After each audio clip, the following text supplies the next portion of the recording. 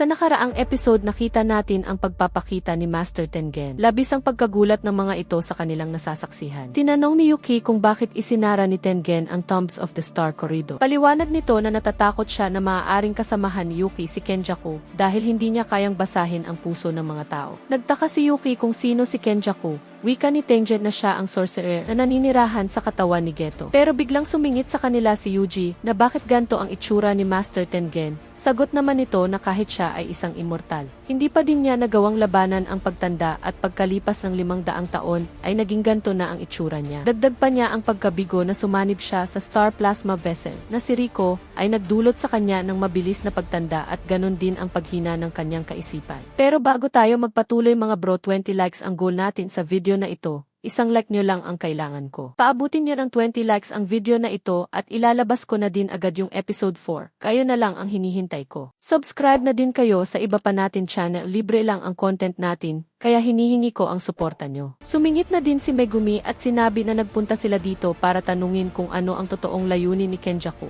at kung paano buksan ang prison rail. Sumang-ayon dito si Tengen pero sa isang kondisyon. Gusto niya maiwan ang dalawa kila Yuta, Yuki at Choso para magsilbi bilang kanyang gwardya. Nagtaka si Yuta kung bakit niya ito kailangan dahil siya naman ay isang immortal. Hindi naman sang-ayon dito si Yuki dahil hindi pa naman niya sinasagot ang kanilang tanong. Dito na nga ibinunyag ni Tengen na ang totoong goal ni Kenjaku ay gusto niyang puwersahang mag-evolve ang mga tao sa Japan. Kaya pala ginawa ni Kenjaku na maging sorcerer ang lahat ng tao sa Japan at maglagay ng idol transfiguration ay para emerge or isanib kay Tengen ang lahat ng tao. Dahil dito hindi nakakailanganin ni Kenjaku ang malaking curse magic para matupad ang kanyang plano.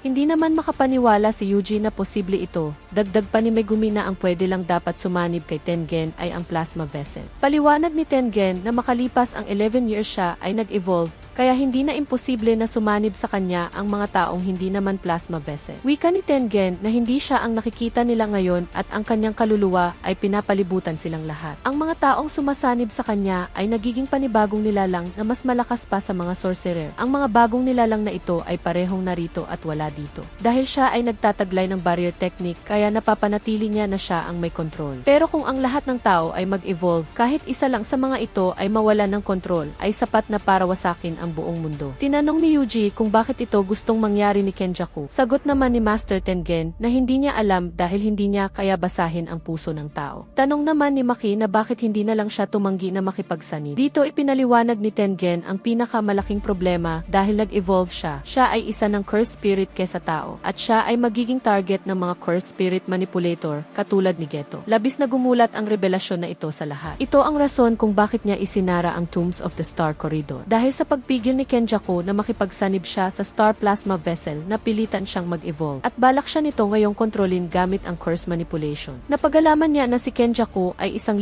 taon nang nabubuhay at sa nakaraan 2 beses na palang natalo si Kenjaku ng sorcerer na may 6 eyes. Kaya sa pangalawang pagkakataon ay pinatay na niya ang Plasma Vessel at 6 eyes kahit na ang mga ito ay kasisilang pa lamang. Hanggang sa isang araw sinilang si Gojo at imbes na patayin ito ay ikinulong na lang niya siya sa pamamagitan ng isang seal. Dahil hindi pala pwedeng magkaroon ng 2 6 eyes ng magkasabay, kaya wala na ulit ipapanganak na katulad ni Gojo. Pero nagbago ang lahat sa pagdating ni Toji Zinin. Siya ang may pambihirang pisikal na lakas at may kakayahang makawala sa curse energy. At dahil dito nagawa niyang wasakin ang kanilang mga tadhana na nagresulta sa mga nangyayari ngayon. Tanong ni Megumi kung bakit nangyayari ang Calling Game. Paliwanag ni Tengen na ang Calling Game ay ginagamit ang curse energy ng mga players at ang mga boundaries bending barriers ay nagsisilbing bansa ng bawat lugar. At ayon sa tradisyon ito ay magsasama-sama upang sumanib sa kanya. Pero para magawa ang gantong klaseng ritual, kinakailangan ni Kenjaku na gumawa ng mga kondisyon kung saan hindi siya maaaring maging game master at makontrol ang Calling Game.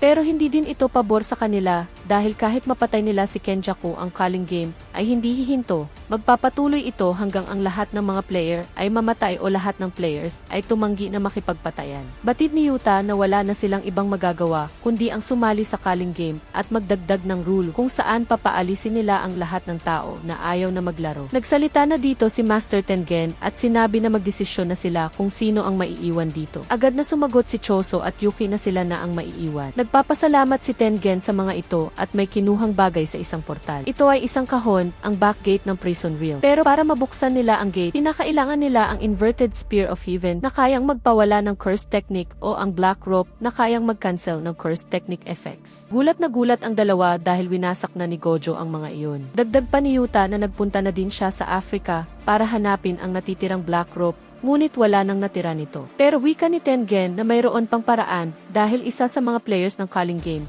ay isang sorcerer mula sa 1,000 taon na ang nakakaraan na tinatawag ang sarili ng angel. Ang kanyang curse technique ay kayang ipawalang bisa ang kahit anong curse technique. Ito si Hana Kurusu. Nagpatuloy ang kwento sa pagtatanong ni Megumi kung alam ba ni Tengen kung nasaan ang player na ito. Sagot ni Tengen na si Angel ay nasa colony sa east side ng Tokyo at dahil sa na-reject siya ng mga barriers doon ay iyon lamang ang kanyang impormasyon na nakuha tungkol kay Angel at dito ay nagpatuloy si Tengen sa pagpapaliwanag sa kanila tungkol sa mga kailangan pa nilang malaman sa Calling Game. Wika nito na may 10 barriers sa buong Japan at ang mga colonies na ito ay konektado sa isang barrier na gumagawa ng linya na ginagawa naman nito na dalhin ang mga tao mula sa Japan papunta sa other side. Nagtanong naman si Yuki na hindi kasali ang Hokkaido dahil sa barrier ng Jujutsu Society. Sagot ni Tengen na tama siya dahil ang Hokkaido ay matagal na established na isang sagradong lugar. Tanong naman ni Megumi na gaano katagal ang ritual bago ito makumpleto. Sagot naman ni Tengen na nakadepende ito sa Calling Game pero sasapat na ang 2 months para makumpleto ito. Dito na sinabi ni Tengen ang mga rules. Ang rule number 1 matapos ang awakening ng curse technique ng isang tao na nilagyan noon ni Kenjaku ang player na ito ay kailangang sumali sa palarong Calling Game sa loob ng 19 days sa kahit saang colony. Ngayon ay November 9 at ayon kay Yuta na naganap ang awakening noong October 31. Kaya nasa mga 10 days na lang ang natitirang mga araw para mag-declare ang kanyang stepsister ng participation sa Calling Game. Ang rule number 2, kahit sinong player ang lumabag ng mga nasabing rules ay aalisan ng curse technique. At ang pagtanggi na pag-participate sa Calling Game ay magreresulta sa kamatayan. Ang rule number 3, ang mga hindi players na aksidente na nakapasok sa colony ay ikukonsidera na ito ay nag-participate sa Calling Game. At mas lumalakas ang effectiveness ng barrier kapag kusang nag-participate ang player. Ang rule number 4, nakakakuha ng points ang isang player sa pamamagitan ng pagpaslang ng ibang player. Ang rule number 5, ang mga points ay ang nagtatalaga kung sino ang game master. Ang general rule ay 5 points sa mga sorcerer at 1 point naman sa mga non-sorcerers at dagdag pa ni Tengen na kada player ay magkakaroon ng isang shikigami na tinatawag na Kogane. Ito ay isang gabay para sa program ng Calling Game. Ang rule number 6, maliban sa point value ng isang player,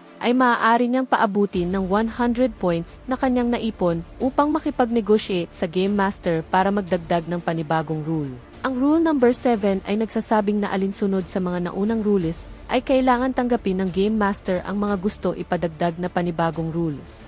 Ang rule number 8 at ang panghuling rule. Kapag nanatili ang score ng isang player sa loob ng 19 days, ang player na ito ay magiging subject sa curse technique removal. Nababahala si Yuji dahil papatay na naman siya ng tao. Pero hindi dito sang-ayon si Megumi at may naisip siyang plano. Dito na nagsalita si Maki na si Yuki at Choso ang magbabantay kay Master Tengen at siya naman ay babalik na sa Zenin Clan upang kumuha ng curse tool. Nung nasiyog pala si Gojo ay nilimas ng Kamo at Zenin Clan ang mga curse tools na nakalagay sa warehouse ng Jujutsu High at ngayon na si Megumi na ang bagong Zenin Clan leader ay magiging posible na kay Maki ang paghalughog sa warehouse na yon. Pagkatapos niya kumuha ng mga curse tools ay pupuntahan niya si Panda para ipaalam ang mga rule sa Calling Game habang si Yuta naman ay mauuna nang magpa-participate sa game at papasok sa isang colony bago pa man makaparticipate sila Megumi at ang kanyang stepsister dahil gusto niyang mangalap ng impormasyon upang maiwasan nilang makipagpatayan sa isa't isa. Nagtanong naman si Megumi kay Maki na ano ang kanilang susunod na gagawin ni Yuji. Sagot ni Maki na sa kanilang plano ay kailangan nilang puntahan si Kenji. Tanong naman Yuji kung sino si Kinji. Sagot ni Yuta na si Kinji ay isang suspended third year sa Jujutsu Tech, kaya napaisip si Yuji kung malakas itong si Kinji. Natutuwang sumagot si Yuta na mainitin ang ulo nito pero kapag nagsiseryoso ito si Kinji ay mas malakas pa kesa sa kanya. Dito na nga umalis sila Yuji habang si Choso at Yuki ang maiiwan kay Master Tengen. Pero bago pa makalabas sila Yuji ay nagpasalamat ito ng marami kay Choso. Sagot naman ni Choso na basta wag siyang mamamatay at nagpaalam na nga ang mga ito. Samantala makikita dito ang isang lalaki na tila ba nagpapatawa ngunit baka sa mga manonood na hindi sila natutuwa sa kanila kanilang nakikita. Sa sumunod na eksena makikita na sinermunan ng manager ang taong ito at sinabihan ng masasakit na salita dahil wala itong talento sa pagpapatawa at mas mabuti pang humanap na siya ng ibang trabaho. Sa kabilang banda, may lalaki naman na nagpapagaan ng kanyang nararamdaman. Payo nito na may dalawang klase ng komedyante, isang nakakatawa at isang iniisip na sila ay nakakatawa, kaya isipin niya kung sino siya doon. Ito pala si Fumihiko Takaba, isang calling game player. Pagkatapos nito ipinakita si Principal Yaga kung saan ito ay nakakulong at tinatanong ng isang matandang principal tungkol sa ability nito na gumawa ng cursed corpse katulad ni Panda. Tinanong nito kung sa paanong paraan niya ginawa ang tulad ni Panda na isang cursed corpse na may sariling pag-iisip at buhay habang nasusustain ang sariling cursed energy na hindi na kailangan ng cursed energy mula sa manipulator. Si Principal Yaga pala ay matuturing na isang special grade at kayang makagawa ng isang hukbo ng mga cursed corp. Pero ni isa sa mga tanong niya ay walang sinagot si Yaga. Pagkatapos nito ipinakita ang isang flashback, makikita si Yaga na may kausap na isang cursed corpse. Sinabihan siya ng cursed corpse na ito na nag-aalala silang lahat sa kanya dahil tila ba siya ay malungkot. Dagdag pa nito na sinabihan niya ang iba na pasayahin si Yaga sabay puri sa kanyang sarili na matalino siya. Sumang-ayon naman dito si Yaga at humingi ng patawad kay Takeru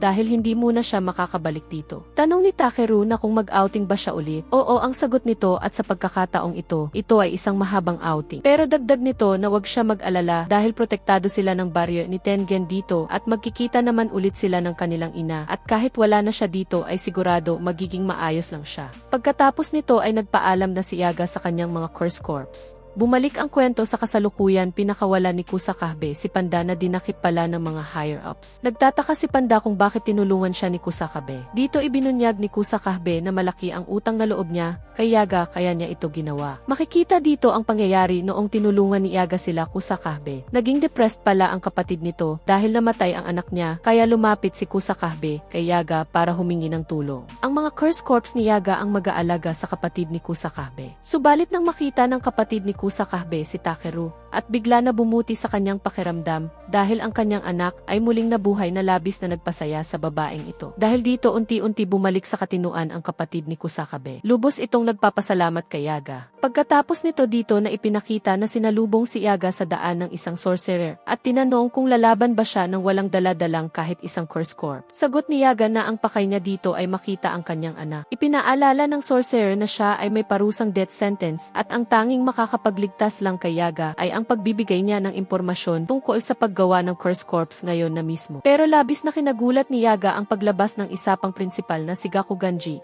Hindi rin ang tagal makikita dito ang naghihingalo na si Yaga.